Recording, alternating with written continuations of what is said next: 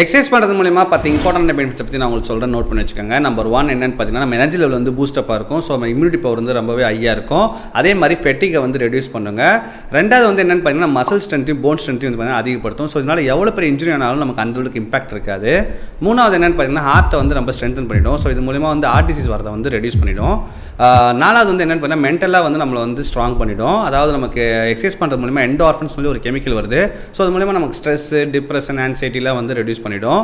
அஞ்சாவது என்னென்னு பார்த்தீங்கன்னா, வெயிட் மேனேஜ்மெண்ட் வந்து மேனேஜ் பண்ணுவாங்க. அதாவது எவ்வளோ பெரிய கேலரி வந்தாலும் ஈஸியாக பர்ன் பண்ணிவிடும். அதே மாதிரி வந்து நம்ம ஹெல்த்தியான வெயிட்டில் வந்து நம்ம மெயின்டைன் பண்ணிட்டு இருக்கோம். ஆறாவது என்னென்னு பார்த்தீங்கன்னா, ஃப்ளெக்சிபிலிட்டி அண்ட் மொபிலிட்டி சொல்லுவாங்க. அதாவது தினைக்கும் நம்ம ஸ்ட்ரெச் பண்ணுறது மூலியமாகவும் மூவ்மெண்ட்டாக இருக்கிறனாலையும் நமக்கு இந்த ஸ்டிஃப்னஸ் மாதிரி நமக்கு ஒரு இதெல்லாம் வராது. அதே மாதிரி நமக்கு இன்ஜுரியும் அவ்வளோவா வராது, ரெடியூஸ் பண்ணிவிடும்.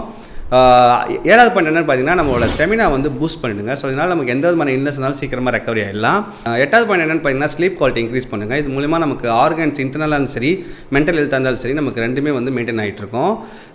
ஒன்பதாவது பாயிண்ட் என்னென்னு பார்த்தீங்கன்னா, வந்து ஃபோக்கஸ் வந்து என்ஹான்ஸ் பண்ணிவிடுங்க. ஸோ ப்ரொடக்டிவிட்டியாக நம்மளால் வந்து ஒரு விஷயத்தை வந்து செய்ய முடியும். பத்தாவது பாயிண்ட் என்னென்னு பார்த்தீங்கன்னா, ப்ரொமோட் லாங்கிவிட்டின்னு சொல்லுவாங்க. அதாவது வந்து எவ்வளோ பெரிய க்ரானிக்கான டிசீஸ், அதாவது சொல்லுவாங்க ரொம்ப நீண்ட நாள் ஒரு நோய் இருக்குன்னா கூட அதை வந்து நமக்கு வராமல் தடுக்குங்க.